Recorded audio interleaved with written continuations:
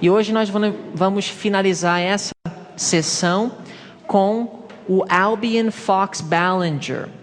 E nós temos estudado sobre o Dr. Desmond Ford, que foi um ministro adventista do sétimo dia da Austrália, que durante as décadas de 1960 e 70 causou muita divisão e polêmica na igreja e finalmente foi demitido no ano de 1980. Depois de sua demissão, houve muita acusação de a igreja ter lidado de forma injusta com Desmond Ford. E muitos evangélicos vieram à defesa de Ford, comparando Desmond Ford com Martinho Lutero. Assim como Martinho Lutero descobriu a verdade de justificação pela fé somente e foi excluído e perseguido pela Igreja Católica, Desmond Ford, da mesma forma, na Igreja Adventista, foi um mártir e foi perseguido por sua fé e coragem. E eu tive a oportunidade de assistir Desmond Ford numa conversa com um evangélico em uma programação de televisão, e eles estavam falando justamente sobre essa questão da demissão de Desmond Ford e como ele foi injustiçado. E nesse debate com Desmond Ford, com alguns evangélicos, na programação de TV do John Ankerberg, o Desmond Ford disse que essa não foi a primeira vez que isso ocorreu dentro da Igreja Adventista do sétimo dia, de um ministro ser excluído, perseguido e tratado injustamente por ser um defensor da verdadeira doutrina de justificação pela fé da Reforma Protestante, mas que também outro homem já antes de mim havia passado e tido uma experiência parecida. E nesse programa de TV ele menciona o Albion Fox Ballinger. Então o próprio Desmond Ford comparou a sua experiência com a de Ballinger. Agora, vocês vão perceber, ao ouvir a história de Ballinger, que a Associação Geral, a igreja, teve uma abordagem e uma forma de lidar com a crise totalmente diferente na virada do século do que nas décadas 60 e 70. Irmãos, Desmond Ford, ele atuou como presidente do Departamento de Religião da Faculdade Avondale por mais de 15 anos, ensinando as mesmas heresias aos alunos que, eventualmente, causaram sua demissão no ano de 1980. Ou seja, não era para ele ter durado tanto tempo no ministério. Não foi no ano de 1980 que Desmond Ford começou a ensinar que a expiação foi completada na cruz e que só havia um compartimento no santuário celestial, ou que não havia santuário celestial como nós havíamos compreendido. Isso já era uma coisa de décadas, e a divisão austrolasiana, sabendo disso, apoiou a Associação Geral em transferi-lo de Avondale para Pacific Union. Mas eu quero que vocês percebam hoje que Albion Fox Ballinger estava ensinando as mesmas doutrinas que Desmond Ford, mas que a atitude da Associação Geral na virada do século foi rápida e foi decidida, foi pontual. Quem era Albion Ballinger? Ele nasceu em 1861 num lar adventista, sendo seu pai um ministro da igreja, John Fox Ballinger. Ele iniciou um ministério promissor com 29 anos na área de liberdade religiosa, ocupando o cargo de secretário da Associação Nacional de Liberdade Religiosa. Trabalhou perto do Alonzo Jones. Ele foi editor da American Sentinel em 1894, o equivalente ao que hoje nós conhecemos como a revista Liberty, Liberdade, antes de ser enviado para a Europa. Enquanto estava na Irlanda, chegou à conclusão de que o dia da expiação não havia começado em 1844. O pastor Andros, que trabalhou com Ballinger na Europa, descreveu uma conversa que tiveram no início de 1905. Então aqui nós temos o pastor Andros relatando uma conversa que ele teve com Ballinger quando ambos trabalhavam juntos na Europa. Uma noite depois de pregar sobre o santuário em Londres, ele ficou desencorajado e disse-me: se o Senhor me ajudar, eu jamais pregarei essa mensagem de novo até eu compreender por mim mesmo esse assunto. Então, esse foi o relato de Andros, pode ser encontrado em Bible Study número 2, 13 de julho de 1911, páginas 13 e 14. Ao estudar o assunto por si mesmo, ele encontrou o que ele julgava ser nova luz e apresentou-a à Comissão da União Britânica no início de 1905. Depois desse concílio, o pastor Farnsworth comunicou ao pastor Daniels através de uma carta, o qual escreveu a William White. Então aqui nós temos o William Farnsworth, que estava também na Europa e também tomou conhecimento das ideias errôneas de Ballinger. Farnsworth havia escrito para Daniels: o irmão Ballinger chegou a uma conclusão em sua mente que, a meu ver, o incapacitaria completamente de pregar a mensagem. Ele tem estudado muito o assunto do santuário recentemente e chegou à conclusão que a expiação de Cristo foi completa quando ele foi crucificado. E quando subiu ao céu, foi imediatamente ao lugar santíssimo e que seu ministério desde então se realiza lá. Como que isso poderia minar a doutrina adventista do sétimo dia? Bom, se a expiação foi completa na cruz, e se Jesus, quando subiu ao céu, foi direto para o Santíssimo, que valor tem 1844 para nós? Será que realmente o santuário está sendo purificado a partir de 22 de outubro desse ano? Será que nós realmente conseguimos resolver o mistério do desapontamento do movimento millerita? Essa foi uma carta de Daniels a Willie White, 16 de março de 1905. Farnsworth advertiu que vários ministros na Grã-Bretanha aceitaram essa nova versão da doutrina do santuário. Na Assembleia da Associação Geral de 1905, o pastor Ballinger teve a oportunidade de apresentar suas ideias durante 3 reuniões aos líderes da igreja.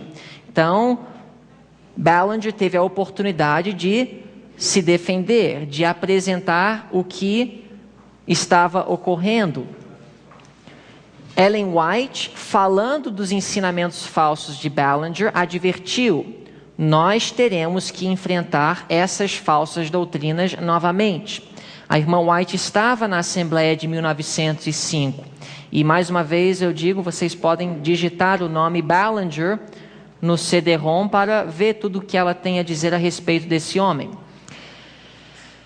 Tudo isso vocês podem conferir em um livro, na realidade tem vários volumes, que foi escrito pelo neto da irmã White, Arthur White, foi pastor adventista. Ele escreveu uma série sobre a vida de Ellen White. E são nesses livros que nós temos o conteúdo que relata a história de Ballinger. Porque tudo que você for encontrar nos próprios escritos de Ellen White sobre Ballinger não vai te dar todo o contexto histórico que levou a irmã White a escrever o que ela escreveu acerca da apostasia de Ballinger.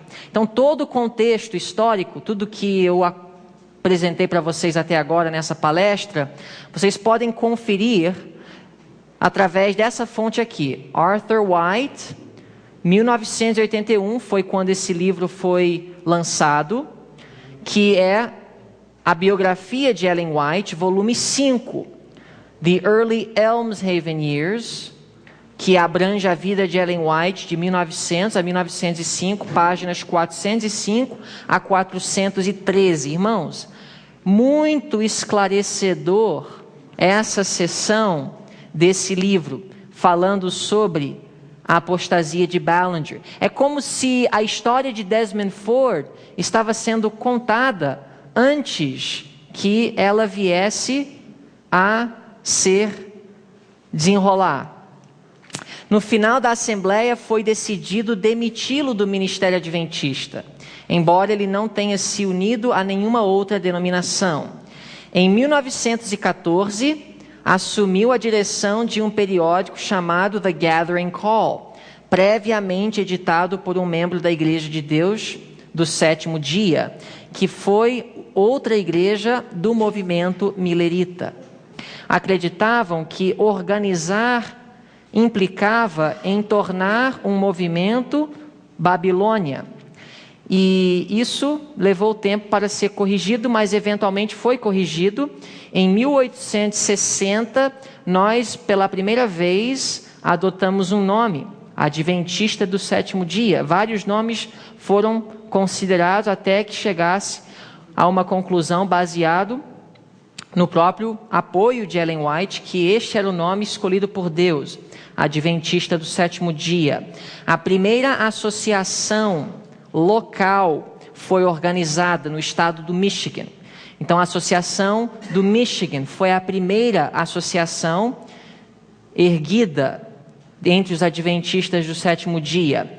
Entre 1861 a 1863, várias outras associações estaduais foram organizadas.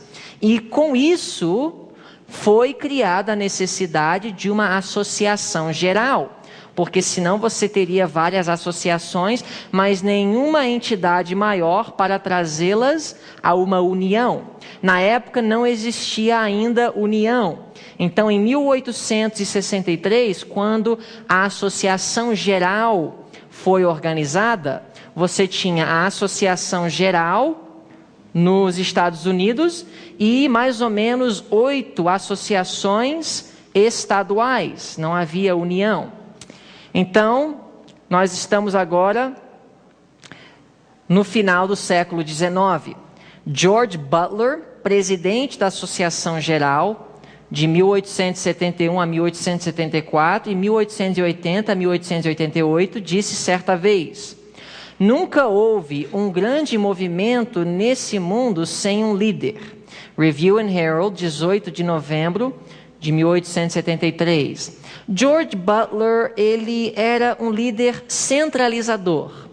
E ele acreditava que, logicamente, um movimento precisa de um líder, mas as suas ideias nem sempre correspondiam com a filosofia de Tiago e Ellen White quanto à organização da igreja. Por sua vez, Tiago White já tinha uma visão mais de um descentralizador.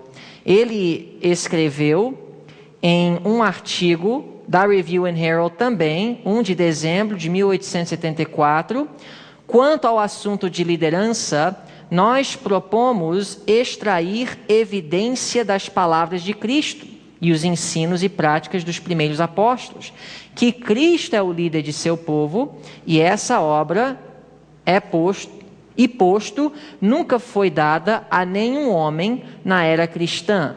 Tiago White já acreditava que, no caso, a posição do presidente da Associação Geral ou de qualquer associação teria que ter certas limitações e que precisaria haver uma descentralização de poder. Por exemplo, a Associação Geral não deveria reger a obra e tentar manejar em todos os pormenores, todos os detalhes da obra nas diversas localidades.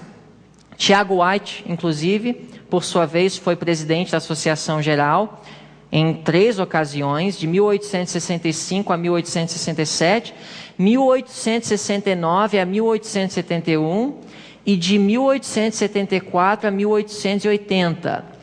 Os irmãos sabem por que Tiago White não foi o primeiro presidente da Associação Geral? Obviamente, ele teria sido o candidato mais certo para o posto. Mas foi o Tiago White que agitou a questão da necessidade de organizar a igreja. Porque lembrem-se de que até 1860 não havia organização. O povo guardador do sábado estava disperso e não havia uma organização formal, nem um nome. E foi Tiago White, também com o apoio de Ellen White, sua esposa, a profetisa, que promoveu a ideia de organizar.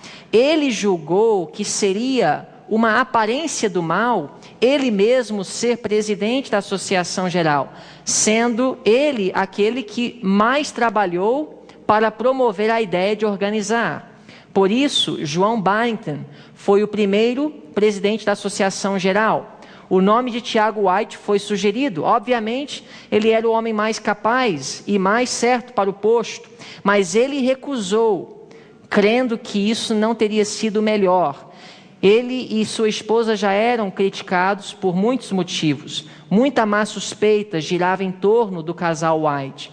E ele sabia que isso não ia repercutir bem, então ele recusou de aceitar um direito que era seu, sabendo que era importante ele sempre viver acima da repreensão. Mas em 1865 ele assumiu o posto. Mas ele foi um presidente modelo, porque ele não era um ditador e um controlador, mas tentava persuadir através do amor e, logicamente, através da educação, educando a mente do povo e ensinando o povo a pensar corretamente. Assim, ele acreditava que a igreja adventista cresceria.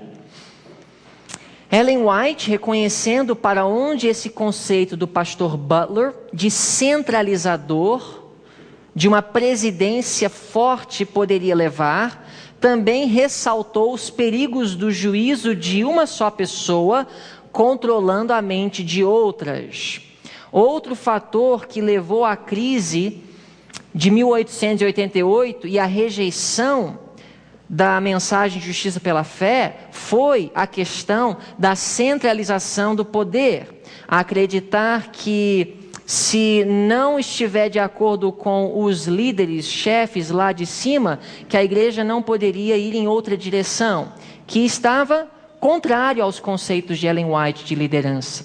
Em 1876, os delegados da sessão da Associação Geral concordaram, e isso vocês podem comparar no Manual da Igreja. O Manual da Igreja diz 1877, o livro Portadores de Luz diz 1876, mas nessa sessão da Associação Geral, os delegados aprovaram a seguinte declaração, que abaixo de Deus, a mais alta autoridade entre os adventistas do sétimo dia se encontra na vontade da organização desse povo, conforme expressas nas decisões da Associação Geral, quando atua dentro de sua jurisdição apropriada. Isso é, quando uma assembleia devidamente convocada está em sessão. Todos, sem exceção, devem submeter-se a tais decisões, a menos que se possa mostrar que estão em conflito com a palavra de Deus e os direitos da consciência individual. Isso apareceu na Review and Herald, volume 50, número 14, página 106. Tiago White escreveu em 1881, o ministro que depende de qualquer comissão de associação para a direção se retira das mãos de Cristo. Vocês podem ver que Tiago White era um descentralizador. Ele não acreditava que os ministros, os pastores, distritais ou de igrejas locais deveriam estar em todos os pormenores sujeitos e submissos à associação, que eles precisavam de alguma forma preservar sua individualidade. É lógico, dentro de um certo parâmetro, mas que eles, administrativamente falando, precisavam de ter uma certa autonomia. O ministro que depende de qualquer comissão de associação para a direção se retira das mãos de Cristo. Ou seja, reconhecendo mais uma vez esse conceito de que Cristo é o cabeça da igreja. Alonzo Jones, em 1889, escreveu: Cristo é a cabeça, não somente do corpo, mas de todos os membros do corpo, todo homem. Nenhum homem é a cabeça de outro, mas Cristo é a cabeça de todos os homens. W. Prescott, que atuou como presidente do Battle Creek College e Walla Walla College, que é a faculdade adventista de Washington, não a cidade, mas o estado de Washington, acompanhou Jones e Wagner numa tentativa de minimizar o poder centralizador da Associação Geral na década de 1890. Foi, obviamente, visto justamente na Assembleia de 1888 como é perigoso centralizar muito poder na Associação Geral, porque foi visto que, por essa centralização de poder, quando o presidente da Associação Geral não concordou e aceitou a mensagem de Jones e Wagner, só por sua posição, não pelo conteúdo de suas argumentações, mas pela sua posição, ele conseguiu influenciar e manter muitas pessoas longe de Jones e Wagner e sua mensagem de justiça pela fé. Em setembro de 1895, Ellen White escreveu da Austrália: o poder arbitrário que se tem desenvolvido, como se a posição tivesse feito dos homens deuses, faz-me temer e deveria causar temor. É uma maldição onde quer e por quem quer que seja exercido.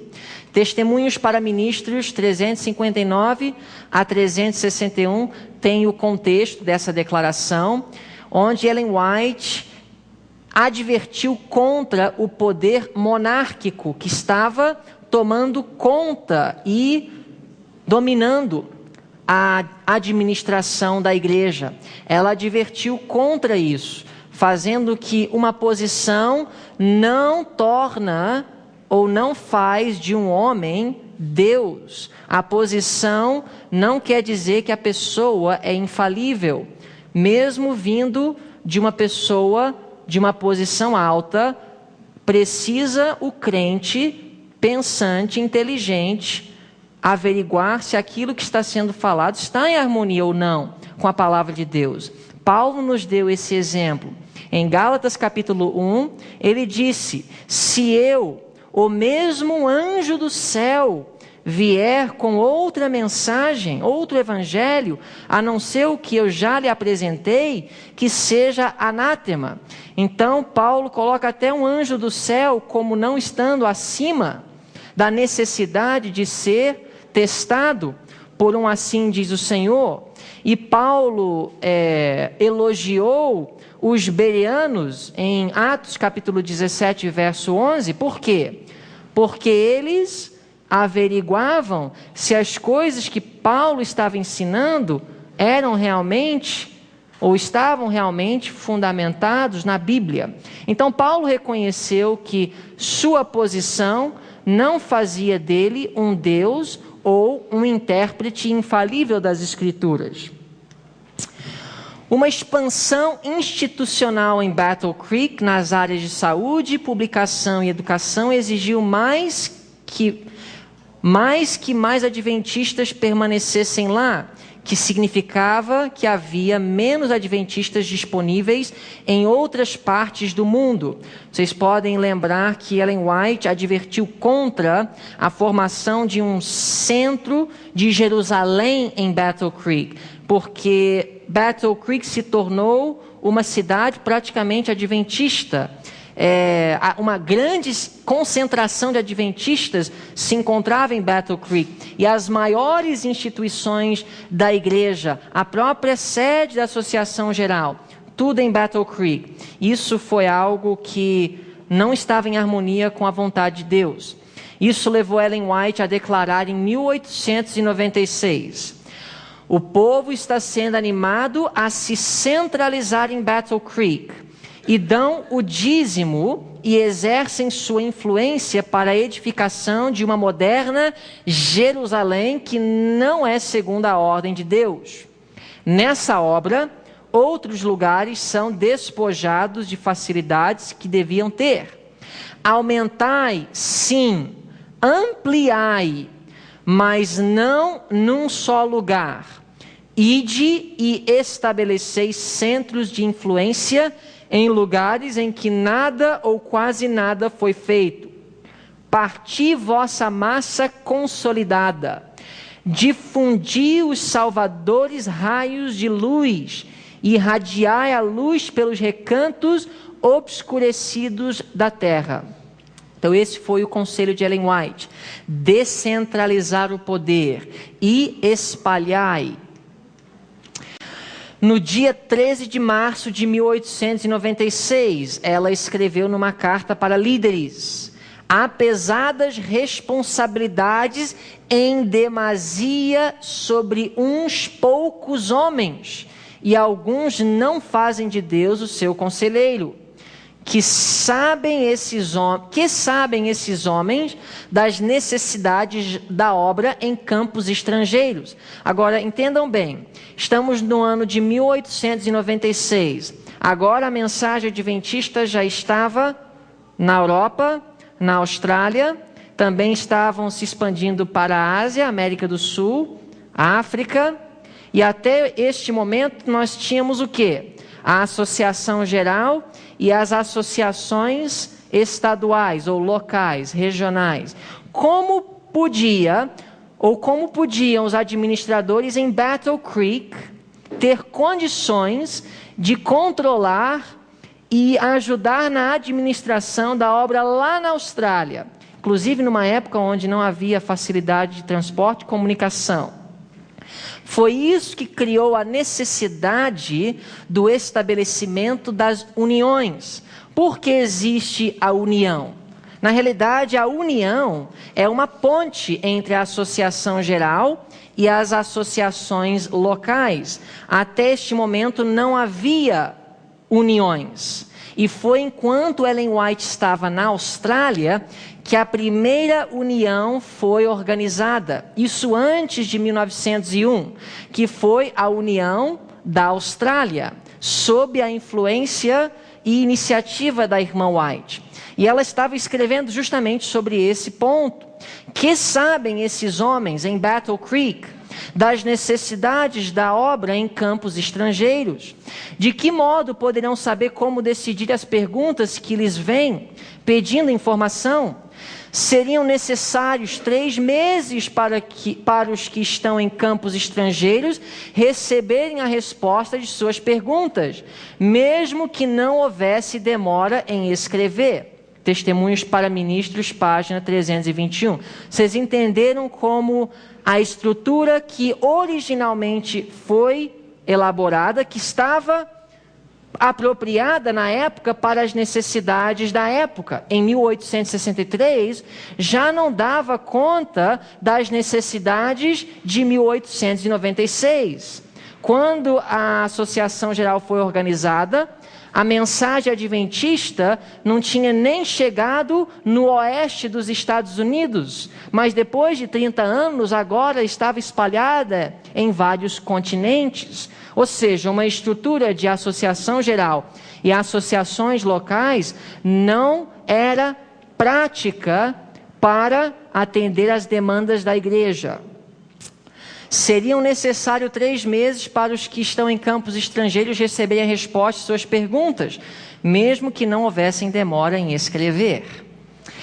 No dia 1 de julho de 1896, ela escreveu da Austrália aos líderes em Battle Creek: a voz de Battle Creek, que tem sido considerada como autoridade para determinar de que maneira deve ser efetuada a obra, não é mais a voz de Deus. Manuscript Releases, volume 17, página 185. Agora, essa declaração precisa ser considerada em seu contexto. Ellen White aqui não está minando a autoridade da Associação Geral, mas o que ela estava dizendo é, à luz das circunstâncias daquele momento e baseado nas orientações que estavam sendo dadas de Battle Creek às associações espalhadas no mundo, ela não poderia considerar aquilo a voz de Deus. Isso não quer dizer que Deus tinha abandonado a igreja e que agora não havia mais autoridade na Assembleia da Associação Geral. Em agosto de 1896, ela escreveu de Cooranbong, Austrália, a presidentes de associações: não é sensato escolher só um homem para presidente da Associação Geral. A obra da Associação Geral tem se estendido e algumas coisas se têm tornado desnecessariamente complicadas. Mais uma vez, ela escreveu isso numa época em que não havia uniões, não havia divisões, era a Associação Geral e eram as associações estaduais espalhadas nos continentes. Seria sábio ter um presidente da Associação Geral, um rei sob o trono de Battle Creek, ditando como a obra deveria estender nos diferentes campos do mundo. Tem se revelado uma falta de discernimento. Deve haver uma divisão do campo, ou se deve idear qualquer outro plano para mudar a presente ordem de coisas. Testemunhos para Ministros, página 342. Então, desde a Austrália, Ellen White acompanhou de perto a necessidade de uma reorganização. Ela iniciou esse processo de apelar aos líderes para estudar um meio de melhorar a estrutura organizacional que foi estabelecida no início. Qualquer organização, irmãos, depois de alguns anos de funcionamento, precisa reavaliar sua estrutura e ver como ela está realmente atendendo às necessidades e ver como precisa haver mudança. Embora em 1863, a estrutura que tinha sido elaborada foi inspirada por Deus, Ellen White estava presente, deu seu apoio. 35 anos mais tarde, obviamente, a obra tinha crescido de tal forma que precisaria haver uma mudança. Então, ela começou a fazer apelos para isso. Tudo isso é o contexto da Assembleia de 1901, onde essa reorganização foi elaborada e posta em função. Na Assembleia da Associação Geral de 1897, em College View, Nebraska, o pastor A.T. Jones liderou uma iniciativa para a reorganização da estrutura da IASD. Irmã White ainda na Austrália.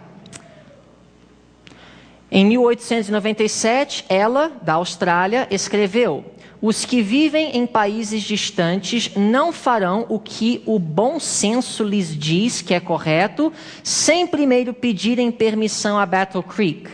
Antes de prosseguirem, eles aguardam o sim ou não desse lugar. Isso era bom? Obviamente não. Special Testimony Series A, número 9, página 32. Em 1898, ela foi compelida a escrever da Austrália: faz alguns anos que eu considerava a Associação Geral como a voz de Deus. O que ela estava dizendo?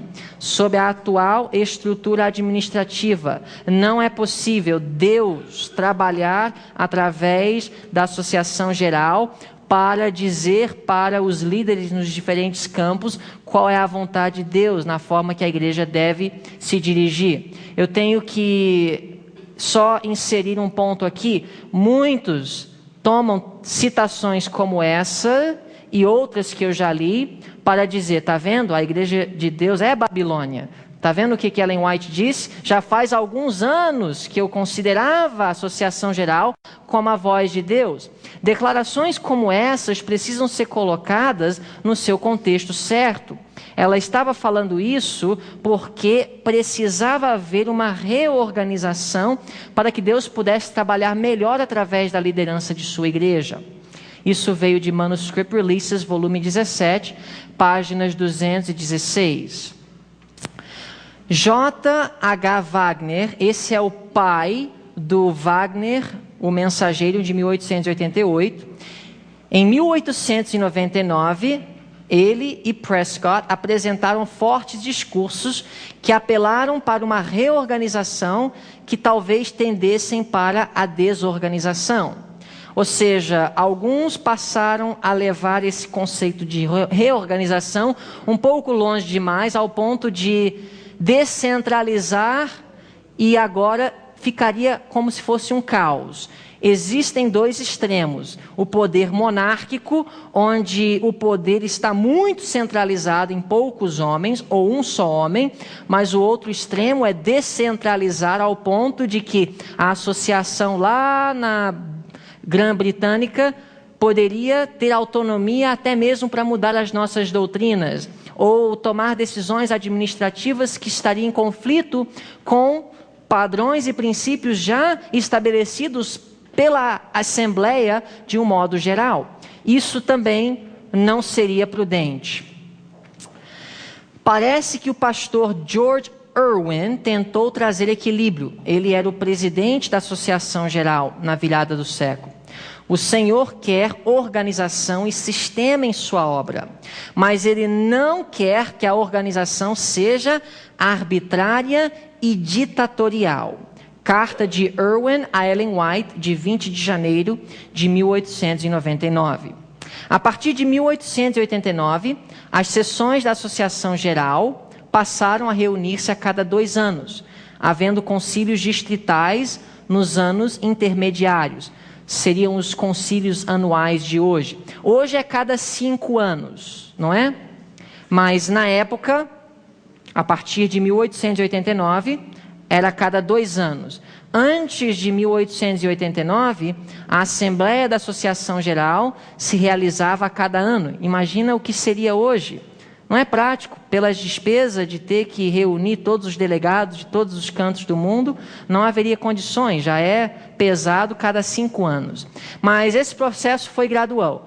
Foi de 1 ano, a partir de 1889, para cada 2 anos, mais tarde passou a ser a cada 4 anos, e foi a partir do ano de 1970 que as Assembleias da Associação Geral passaram a ser a cada 5 anos.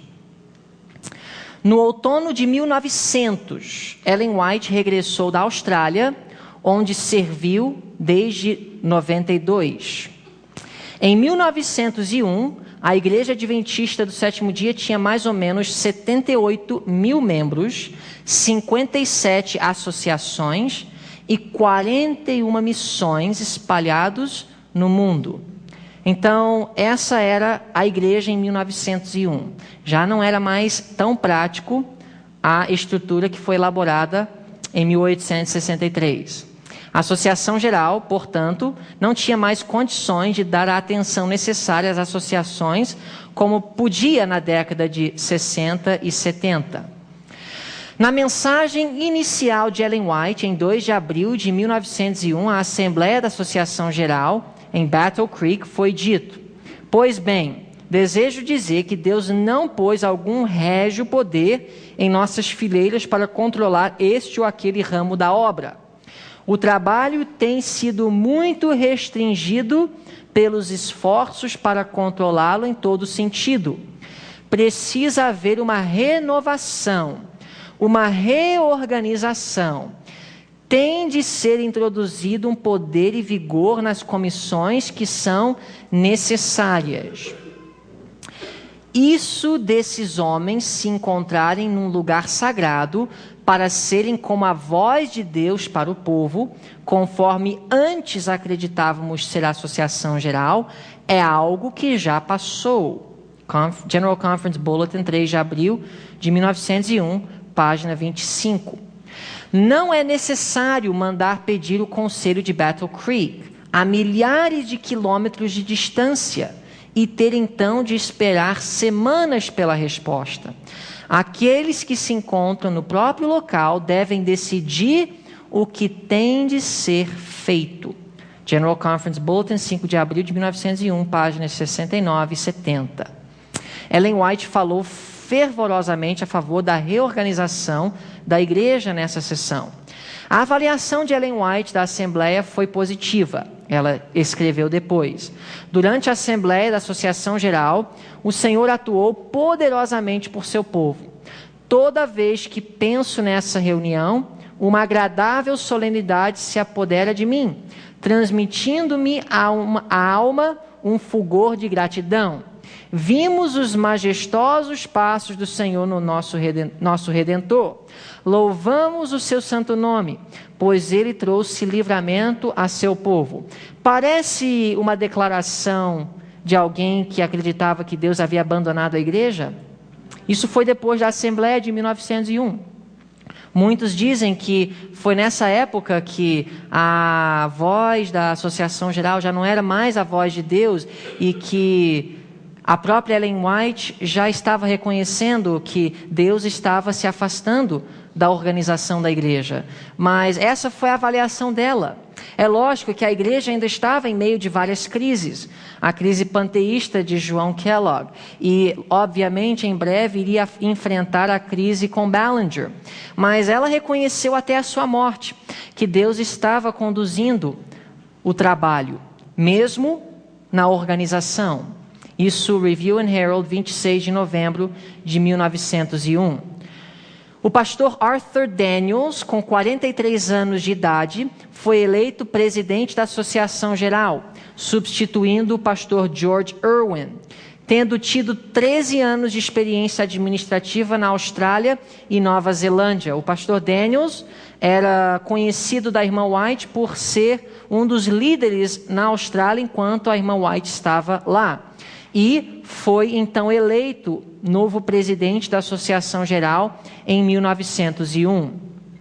O desenvolvimento da igreja na Europa na década de 1880 revelou a necessidade de dividir a administração da igreja em regiões, criando assim centros administrativos intermediários entre as associações de cada estado do país e a Associação Geral. Ou seja, uniões. Em 1888, a Comissão Executiva da Associação Geral dividiu a América do Norte em 4 grandes distritos, sendo ampliados para 6 no ano seguinte, baseados na geografia e número de membros da igreja, mas ainda não eram conhecidas como uniões. Em 1894, foi organizada a União Australasiana, a primeira organização intermediária oficial. Quanto à necessidade de dividir a Associação Geral em uniões, Ellen White disse, isso vem de Testemunhos para a Igreja, volume 8, página 233. Ela escreveu: a obra em diferentes países não tem de estar vinculada por meio de contratos à administração centralizada em Battle Creek. Esse não é o plano de Deus. Ela escreveu em 1903, olhando para trás: Deus não estabeleceu entre os adventistas do 7º dia nenhuma autoridade suprema para dirigir toda a corporação ou qualquer seção da obra. Ela não estipulou que a responsabilidade da direção recaísse sobre uns poucos homens. As responsabilidades são divididas entre grande número de homens competentes. Testemunhos, volume 8, página 236. Cada membro da igreja, ela escreveu, tem participação na escolha dos oficiais da igreja. E aqui nós temos o ideal, o sistema de governo eclesiástico que nós chamamos representativo. Cada membro da igreja tem participação, deve ter participação ativa na escolha dos oficiais daquela igreja local. Esta escolhe os oficiais das associações estaduais. Os delegados escolhidos pelas associações estaduais escolhem os oficiais das uniões. E os delegados escolhidos por estas escolhem os oficiais da associação geral. Ela continua dizendo: por meio desse sistema, cada associação, instituição, igreja e pessoa, quer diretamente, quer por meio de representantes, participa da eleição dos homens que assumem as responsabilidades principais na associação geral. Testemunhos para a Igreja, volume 8, páginas 236 e 237. Isso não funciona tão bem no Brasil como nos Estados Unidos. Eu vejo muito pouca ignorância entre os membros em geral sobre como funciona a organização e a estrutura organizacional da nossa igreja, os próprios direitos que os membros têm de participarem ativamente de todas as decisões importantes tomadas no nível local e até mesmo como deve ser escolhido os representantes das igrejas locais para participarem das decisões que são tomadas na associação, até mesmo na escolha, por exemplo, do presidente de uma associação local. Os membros, quer diretamente ou por representação, deveriam ter voz em tais decisões. Em 1903, ela declarou: a divisão da associação geral em uniões foi uma solução de Deus. De quem? Deus. No trabalho do Senhor destes últimos dias não devem existir centros semelhantes a Jerusalém, nenhum poder absoluto. Irmãos, não deve existir um poder absoluto, mesmo se alguém ocupa uma posição elevada. Testemunhos para a Igreja, volume 8, páginas 232 e 233. Por vezes, quando um pequeno grupo de homens, aos quais se acha confiada a direção geral da obra, tem procurado, em nome da associação geral, exercer planos imprudentes e restringir a obra de Deus, tenho dito que eu não poderia por mais tempo considerar a voz da associação geral, representada por esses poucos homens, como a voz de Deus. Mais uma vez, essa declaração precisa ser compreendida em seu contexto. O que ela está dizendo? Quando algumas vezes um pequeno grupo de homens, tomando o nome da associação geral, ou seja, a autoridade da associação geral, começam a exercer planos imprudentes para restringir a obra de Deus, ela disse que não poderia considerar essas decisões, a voz da associação geral, no caso, como representando a voz de Deus. E um exemplo clássico disso, justamente no ano de 1904, amanhã nós vamos falar sobre o nascimento da obra de sustento próprio. O primeiro colégio de sustento próprio dentro da Igreja Adventista foi estabelecido, Madison College. A.G. Daniels, infelizmente, não deu o apoio que a irmã White gostaria que ele tivesse dado. Às vezes fez exigências às quais a irmã White disse para Sutherland e McGann que eles não podiam se submeter, e decisões foram tomadas em nível da associação geral. A União do Sul também, para restringir o trabalho de Madison. Mas a posição de Ellen White foi de nem sempre ser a vontade de Deus, seguir o conselho da liderança da igreja. Se ela estiver em conflito com um claro assim diz o Senhor, mais importa obedecer a Deus do que aos homens. E a irmã White propositalmente serviu como membro da mesa administrativa de Madison para demonstrar seu apoio àquela instituição que, embora não vinculada diretamente à associação geral ou alguma união, foi uma instituição estabelecida por Deus. Ela continua dizendo: mas isto não equivale a dizer que as decisões de uma associação geral composta de uma assembleia de homens representativos e devidamente designados de todas as partes do campo não deva ser respeitada. Deus ordenou que os representantes de sua igreja, de todas as partes da terra, quando reunidos numa associação geral, devam ter autoridade. O erro que alguns estão em perigo de cometer é dar a opinião e ao juízo de um homem ou de um pequeno grupo de homens a plena medida de autoridade e influência de que Deus revertiu sua igreja, no juízo e voz da associação geral reunida, ou seja, a assembleia da associação geral, para fazer planos para a prosperidade e avançamento de sua obra. Testemunhos para a Igreja, volume 9, páginas 260 e 261.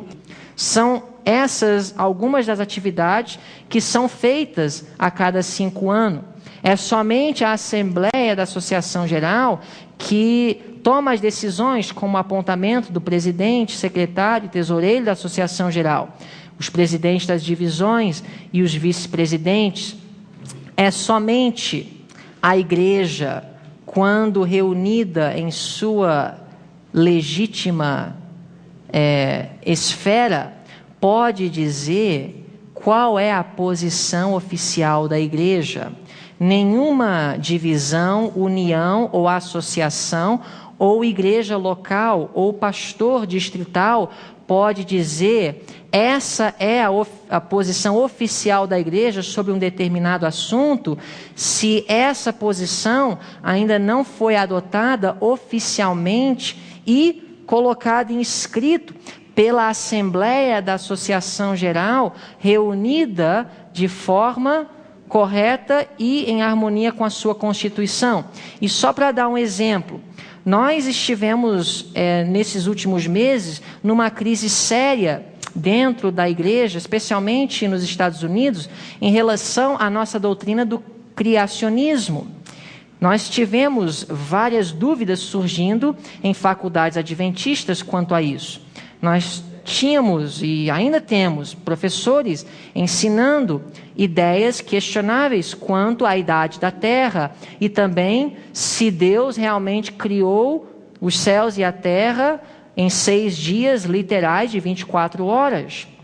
Mas até essa assembleia agora, nós nunca tínhamos definido exatamente, pelo menos não oficialmente, se realmente são 6 dias de 24 horas literais nos quais Deus criou os céus e a terra. É lógico que isso nunca foi um debate entre os pioneiros, nunca foi uma questão entre a igreja no início do século XX, mas agora surgiu um debate, estava fervoroso.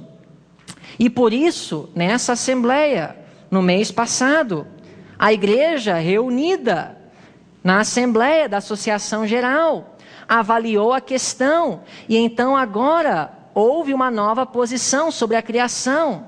A igreja se posicionou corretamente, louvado seja Deus por isso.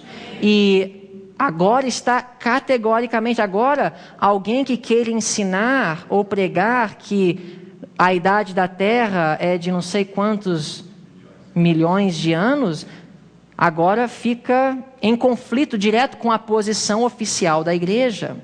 Mas agora é somente quando isso acontece que nós podemos dizer: essa é a posição oficial da igreja. É lógico que era a posição oficial da igreja que Deus criou o mundo em 6 dias literais e que esse ano tem 6.000 anos mais ou menos de idade, mas isso nunca tinha sido elaborado em escrito e votado oficialmente pela Assembleia, mas a situação criou essa necessidade e aconteceu. E o novo presidente, no seu discurso de sábado, seu primeiro sermão, categoricamente deixou bem claro sua posição e até advertiu os membros em geral, mais de 70.000 ouvintes naquele estádio, sem contar aqueles que estavam ouvindo pela internet, contra qualquer pastor ou professor, ou seja lá quem for, que venha ensinar contrário a isso, e até apelou aos membros de manterem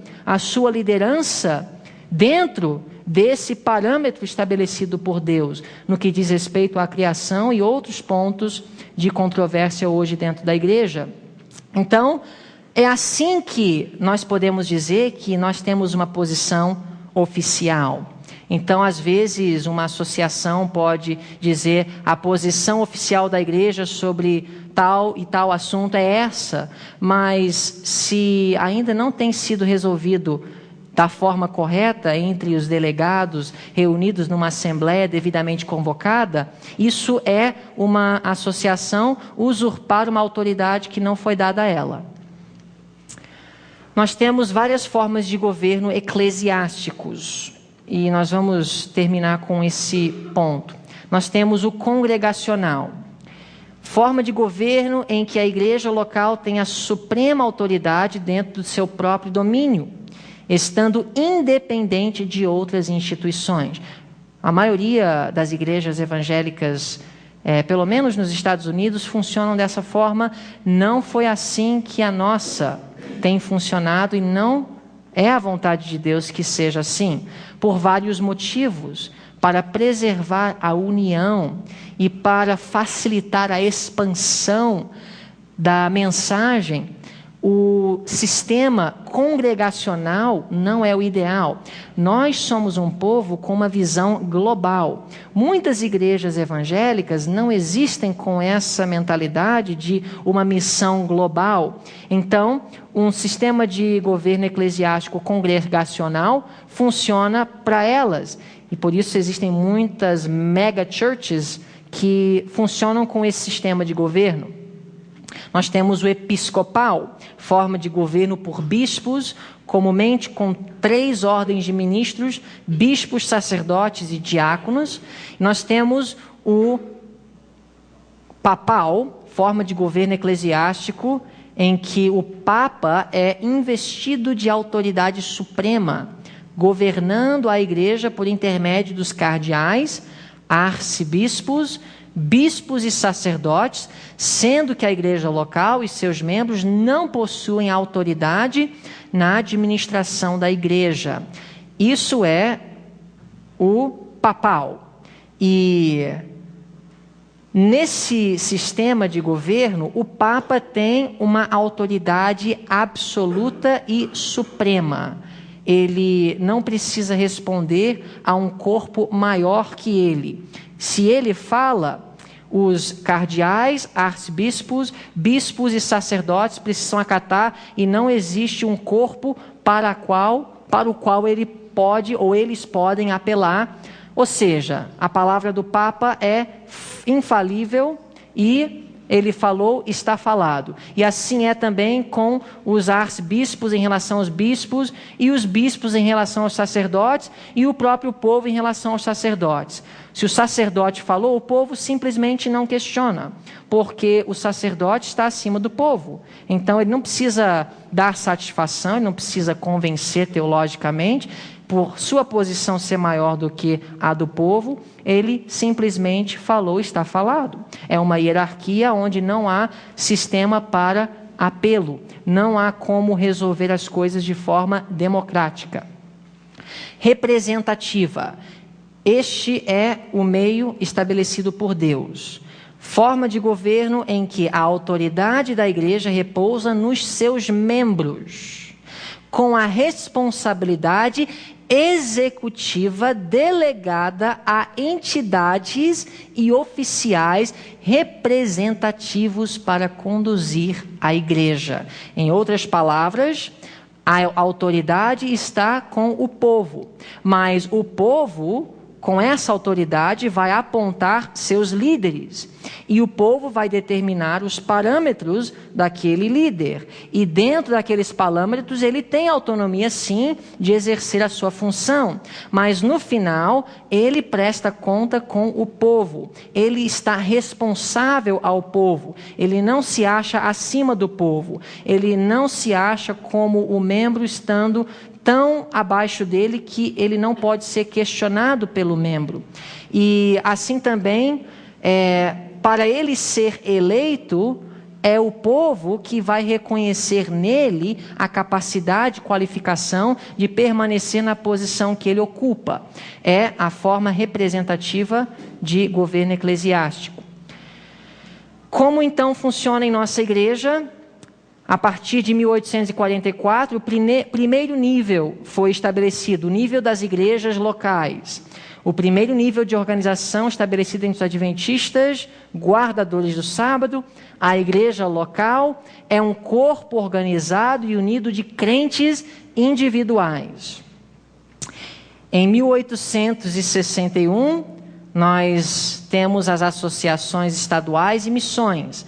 Associações ou missões, quando é necessário subsídio financeiro da União, são corpos organizados de igreja em um estado, província ou território.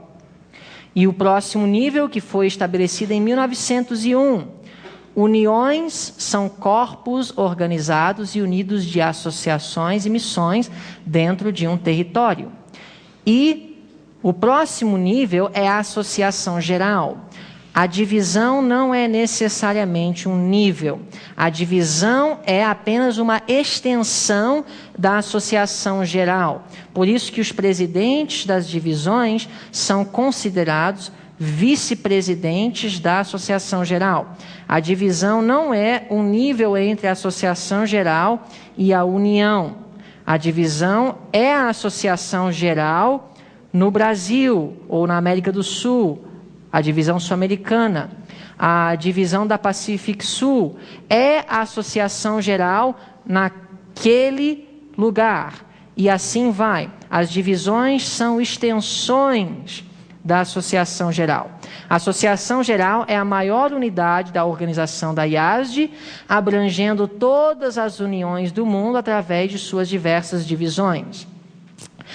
As divisões foram criadas em 1913.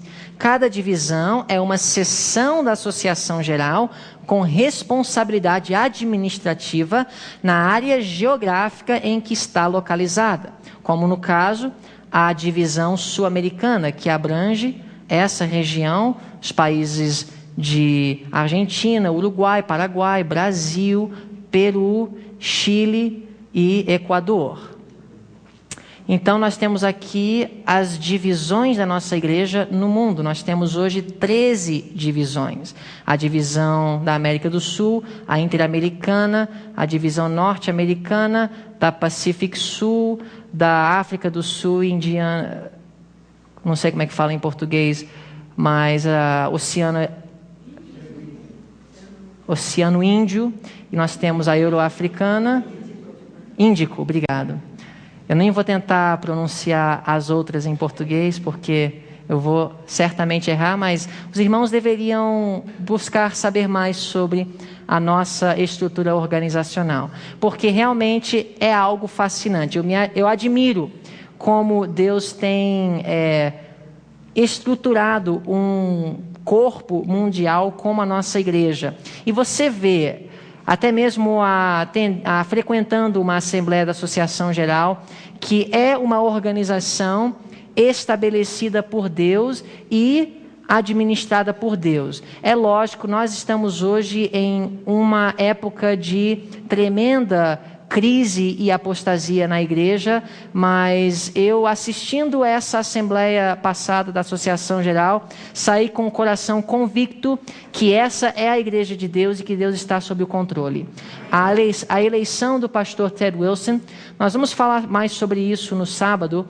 Nós vimos ser a mão de Deus atuando em sua igreja, porque é um homem que certamente, pelo menos nos 5 anos que ele vai atuar como presidente, creio eu, pelo que eu vi, vai fazer uma grande diferença para o bem na igreja, em elevar a norma que tem sido rebaixada, pelo menos durante os últimos 20 anos, sob a presidência dos pastores Falkenberg e Paulsen, não julgando necessariamente a sinceridade deles, mas foi notório que em várias áreas, como a questão da ordenação da mulher, o homossexualismo, o criacionismo, as normas na igreja foram rebaixadas. A autoridade da Bíblia como a palavra de Deus. E em todos esses pontos, o pastor Ted Wilson, em seu primeiro discurso, como presidente da Associação Geral, demonstrou um compromisso fiel em querer trazer de volta a igreja a esses marcos antigos de integridade à palavra de Deus. Então aqui nós temos o exemplo da nossa divisão, que é a divisão da América do Sul, e as diferentes uniões da divisão sul-americana. E, no caso, nós estamos aqui no Brasil, no lado oeste. Então nós temos a União Oeste Brasileira e as diferentes associações que estão sob a administração dessa união e, lógico,